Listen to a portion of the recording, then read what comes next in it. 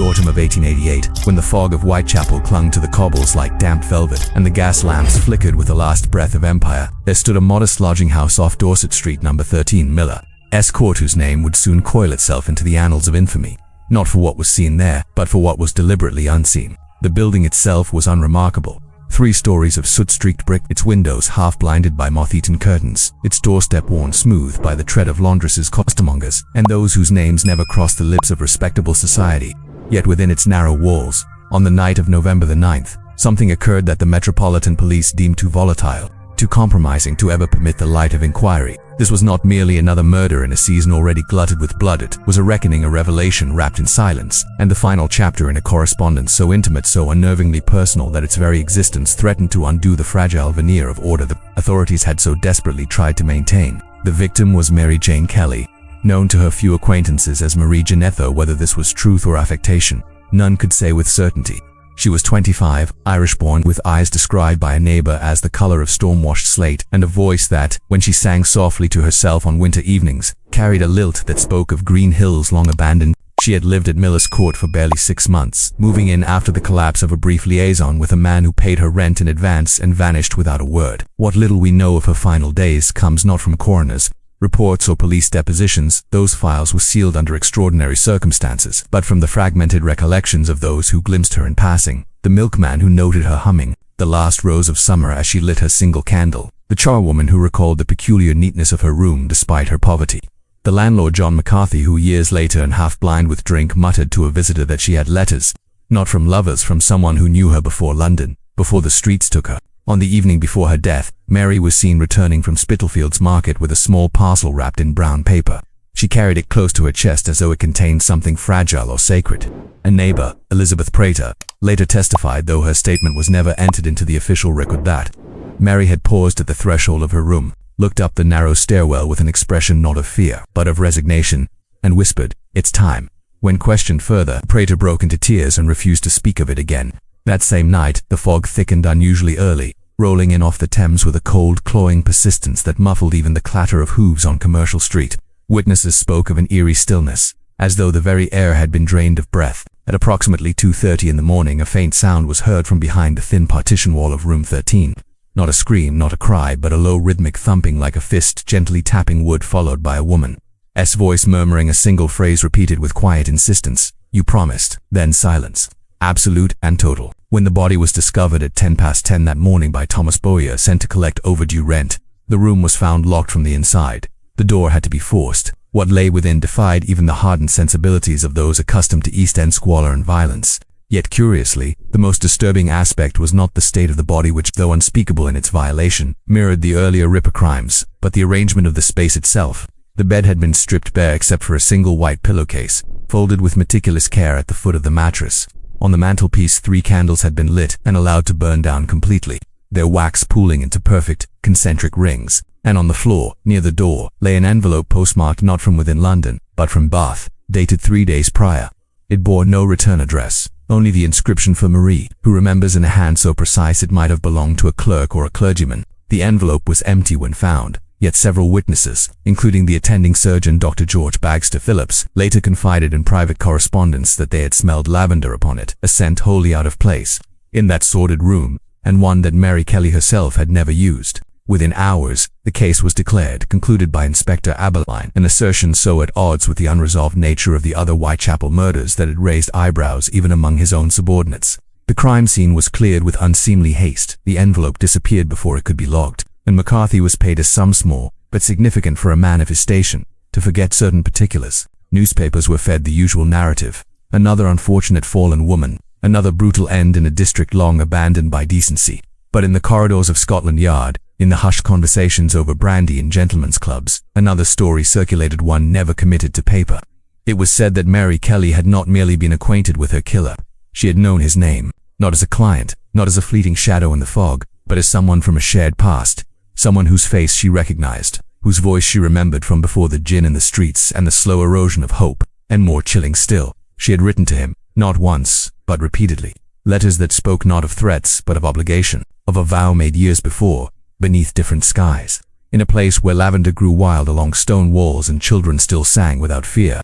There are those who argue that the Ripper murders ended with Mary Kelly because the killer had achieved his purpose not merely to kill, but to silence a witness to something far older and more intimate than random bloodlust. Others suggest that what transpired in RIPPER'S court was less a murder than a fulfillment, a dark sacrament enacted between two souls bound by a secret too potent for the daylight world to comprehend. Whatever the truth, one fact remains unshakable. The police, for all their bluster and bureaucratic machinery, chose to bury this final act not because they lacked evidence, but because they understood, with a clarity they dared not voice, that the identity of the killer was less dangerous than the reason he had come for her. And that reason lay not in the alleys of Whitechapel but in the sun-dappled lanes of a vanished England, where promises were made in whispers and kept in blood. In the months that followed the Miller's Court tragedy, a peculiar quiet settled over Whitechapel, not the silence of peace, but that of a wound hastily stitched and left to fester beneath clean linen. Officially, the Ripper case was closed.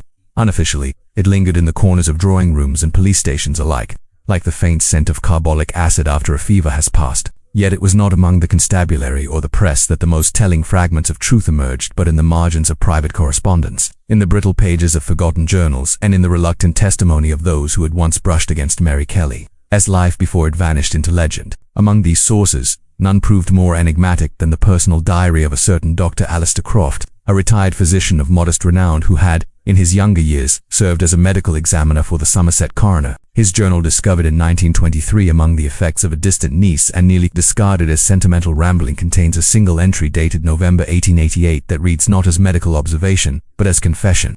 Croft, it seems, had known Mary Kelly not as Marie Jeanette, but as Margaret O'Donnell, the daughter of a housemaid employed at Ashcombe Hall, a decaying manor near Bath. According to his account, the O'Donnells had been dismissed abruptly in the winter of 1873 following an incident involving a young male heir of the household, a boy of 15 whose name Croft omits, though he refers to him repeatedly as the boy with the silver pocket watch. Margaret, then 12, had allegedly witnessed something during a late-night storm that the family deemed unfit for a servant's mind to retain. She was sent away that very night, with a sealed letter of recommendation and a sovereign pressed into her palm by the boy himself.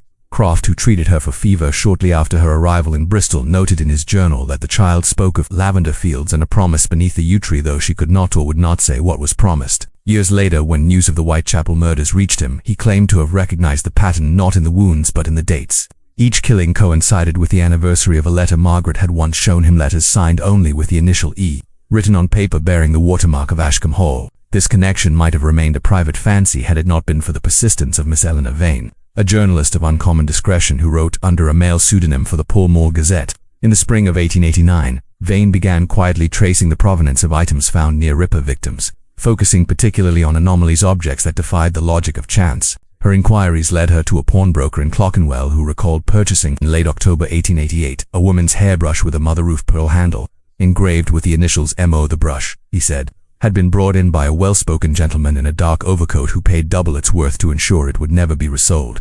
More curiously, the bristles still held strands of auburn hair, and when the pawnbroker's wife washed it thinking to restore its value before resale, she smelled lavender, strong as church incense. Vane's notes, preserved in the archives of the British Library under her real name, include a sketch of the brush and a marginal annotation: Ashcombe Hall used lavender oil in all linens, confirmed via housekeeper, Mrs. Harriet Poole, now deceased. Further corroboration emerged from the recollections of a retired vicar in Bath, the Reverend Silas Thorne, who in 1901 in his deathbed dictated to his curate a confession of sorts. He spoke of a burial in the Ashcombe churchyard that had never been recorded, that of a stillborn infant, interred in 1874 beside the yew tree at the eastern edge of the grounds. The child, he said, bore the surname O'Donnell, though no birth had ever been registered.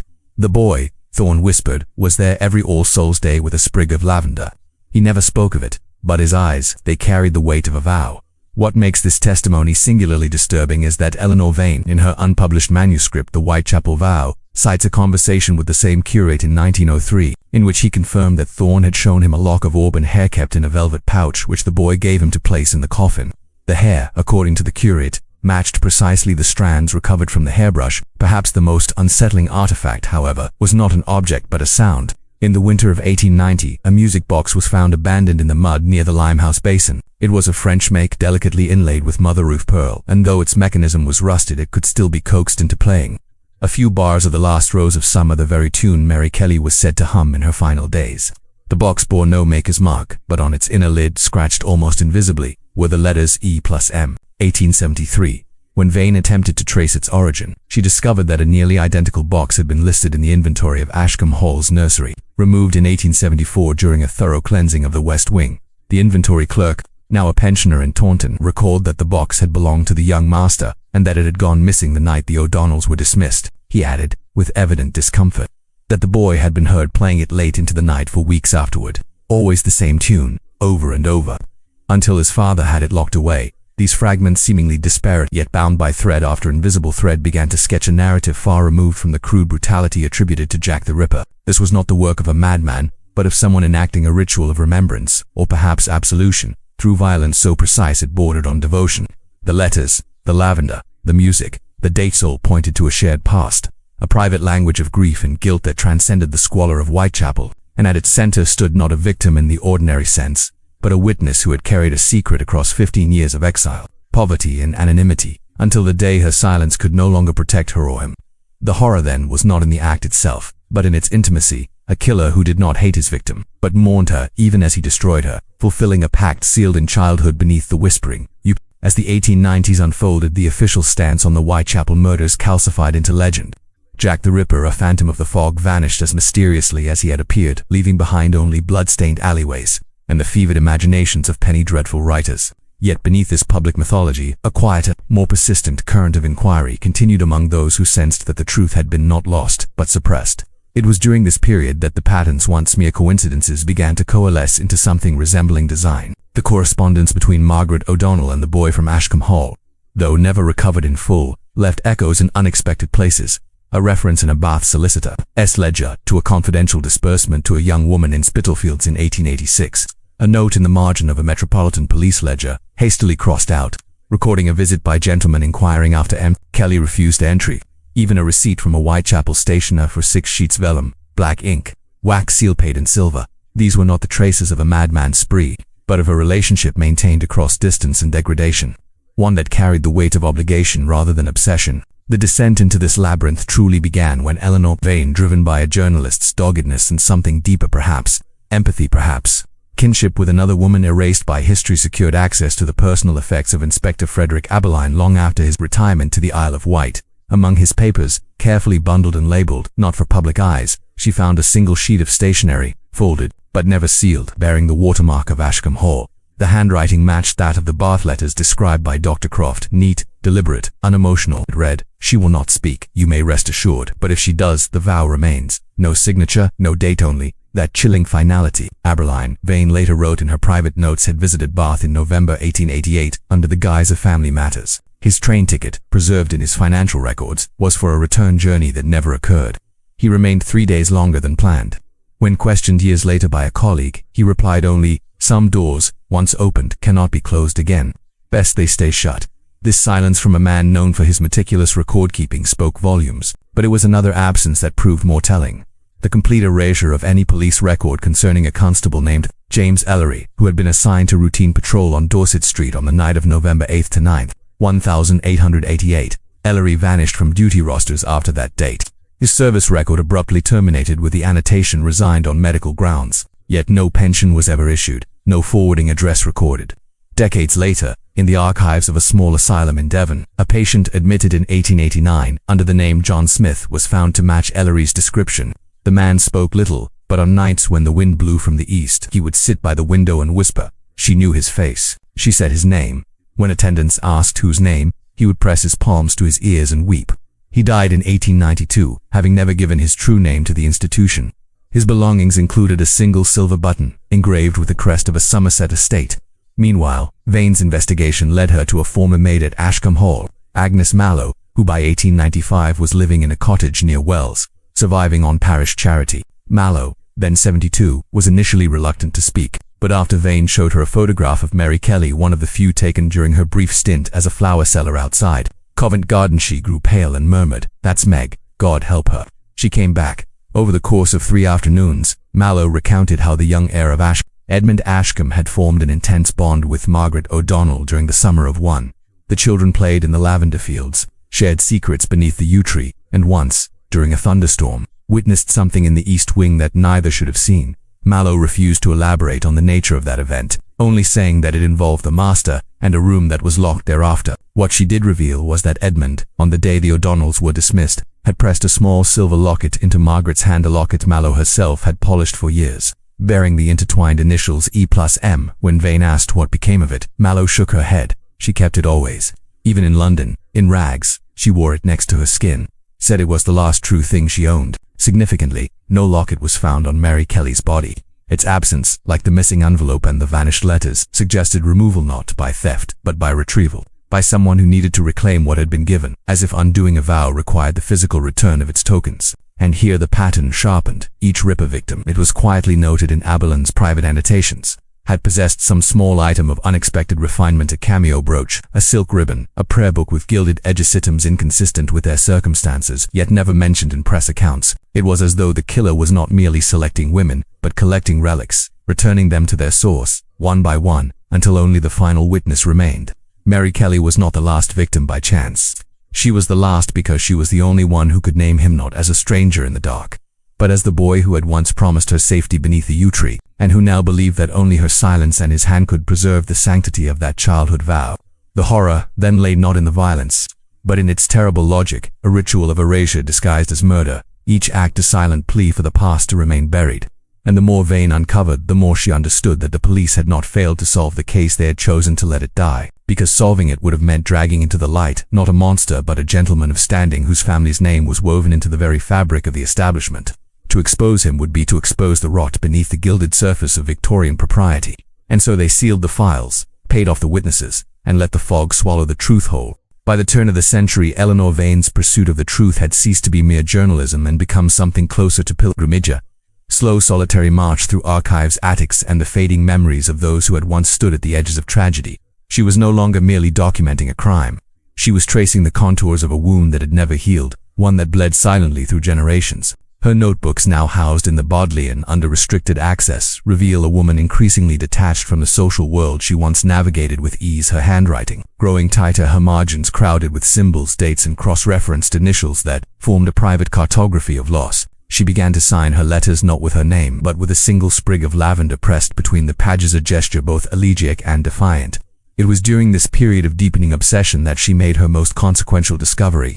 A sealed packet of documents wrapped in oilcloth and hidden behind a loose brick in the cellar of the old Ashcombe vicarage left there by Reverend Thorne on the eve of his death. The packet contained 3 items: a faded baptismal record for Edmund Ashcombe dated 1858, a coroner's inquest from 1873 heavily redacted but bearing the notation "Death by Misadventure, East Wing, Ashcombe Hall," and a small leather-bound ledger Edmund S. on detailing expenditures from 1885 to 1888. The ledger was mundane at first glance: train fares to London, payments to lodging houses, purchases of stationery and sealing wax. But interspersed among these were cryptic entries: November 5, 1888, final accounts settled.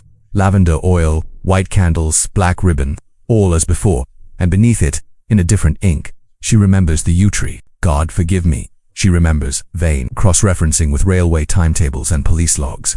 Established that Edmund Ashcombe had been in London on the nights of all 5 canonical Ripper murders and on no other nights between 1885 and 1888. His movements aligned with uncanny precision. More telling still was the fact that he had inherited the Ashcombe estate in 1887, following the sudden death of his father, Sir Reginald Ashcombe, whose own death certificate listed apoplexy, though the family physician later confided to a colleague that the body bore marks inconsistent with natural causes. Vane's obsession now took on a spectral quality.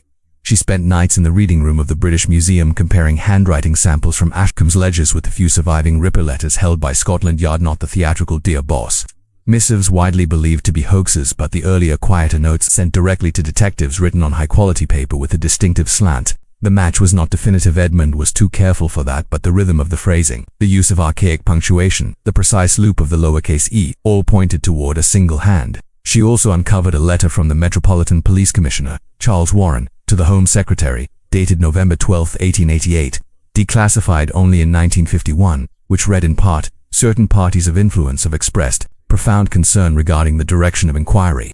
It is my considered opinion that further public scrutiny would serve no justice, but only inflame unrest and tarnish institutions upon which the realm depends."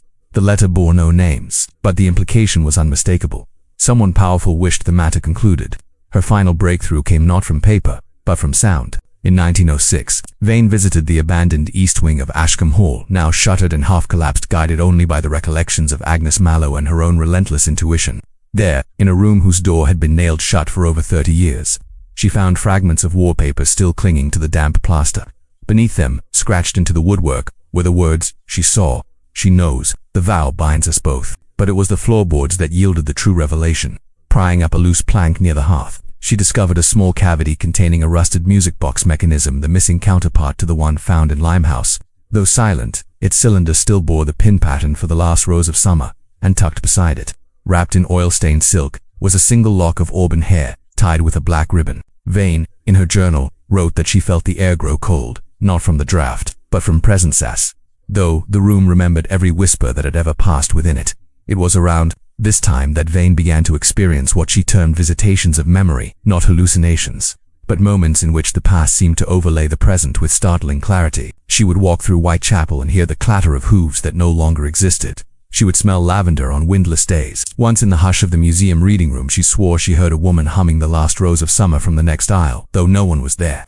Her health declined. Friends noted her pallor, her distracted air, the way she now wore a locket of her own empty, she said, for the truth that cannot be held. Yet she pressed on, convinced that to stop would be to betray not only Mary Kelly, but every woman whose story had been folded into silence for the sake of order. She began drafting a manuscript she titled The Vow of Ashcombe, intending it as both accusation and elegy. But as she neared completion, she grew fearful not of scandal, but of consequence. In her final entry, dated March 1907, she wrote, "To name him is to awaken what sleeps, and some truths are better left wrapped in fog, like bones in a riverbed." The manuscript was never published. After her death later that year, officially from pneumonia.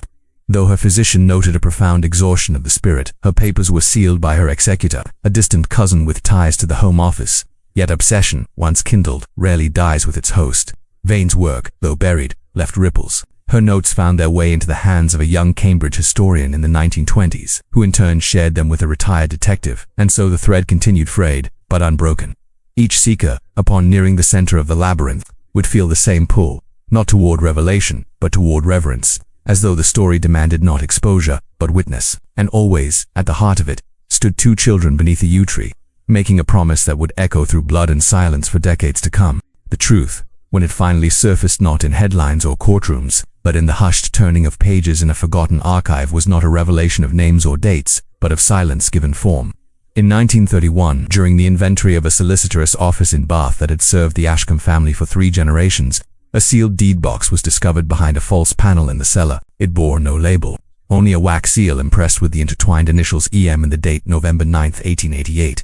Inside, wrapped in linen that still carried the faint, ghostly trace of lavender, lay a single sheet of vellum. The document was not a confession, not a letter, but a deed of mutual absolution, a private covenant, written in Edmund Ashcombe's hand, witnessed only by the wind in the yew tree under which it was signed. It read in part, "Whereas we EA and MO did on this day of November, in the year of our Lord 1873, witness that which neither law nor custom may name. And whereas silence was sworn upon pain of ruin to both house and soul, we do hereby renew that vow in blood and memory, that neither shall speak nor write nor betray the other unto death and beyond. And should one fail, the other shall act as keeper of the silence, by whatever means necessary." Below it, in a different ink, fainter, trembling, was a single word, "Agreed." Though unsigned, the hand was unmistakably Mary Kelly's. This was the quiet horror the police had buried, not a killer's identity, but a pact. The murders were not acts of madness, but of fidelity, a terrible, twisted loyalty enacted across the chasm of class and ruin. Edmund had not hunted strangers.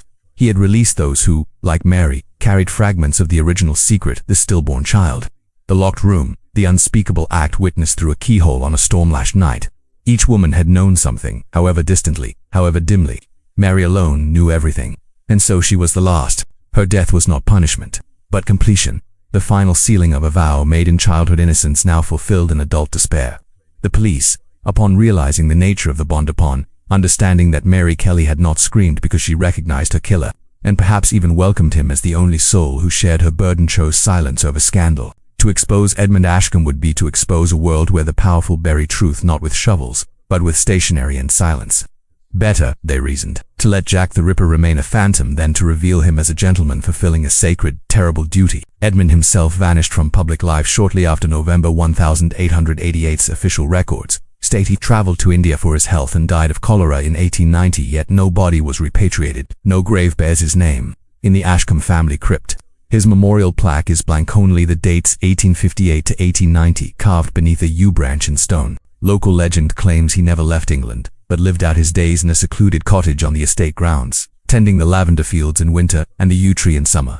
The groundskeeper in the 1910s reported seeing an elderly man in black, walking the eastern perimeter at dusk, always humming a tune that sounded like a lullaby for the dead. When approached, the man would vanish into the mist, leaving only the scent of lavender and the impression of footsteps in snow that led nowhere. Whether ghost or recluse, he became part of the land itself, presence felt but never seen, like the memory of a promise too heavy to break. And Mary Kelly, her name faded from the newspapers, her face reduced to a police photograph, her voice to a footnote. Yet in the margins of history, she endures not as victim, but as witness, the last keeper of a secret that bound to souls across ruin and time. In the years after her death, residents of Whitechapel occasionally spoke of hearing a woman singing The Last Rose of Summer late at night near Dorset Street, though the street itself was demolished in the 1920s. In the 1950s, a child playing in the rubble of the old Miller's Court site claimed to have found a silver locket, empty, warm to the touch, and smelling faintly of lavender. It disappeared before it could be shown to anyone. The final truth, then, is this: some vows do not end with death. They linger in the architecture of empty rooms, in the rhythm of old songs, in the way fog curls around gas lamps as though searching for something lost. The Ashcombe secret was never about who killed whom, but about what was seen and what was chosen in its aftermath. In a world that demanded silence, two children chose loyalty over truth, and paid for it in blood and memory. The horror lies not in the violence, but in the love that made it necessary. And so on still nights in Bath, when the wind blows eastward through the churchyard, you, those who listen closely, may hear not footsteps, not whispers, but the faint melancholy chime of a music box playing a single phrase over and over until the dawn washes it away.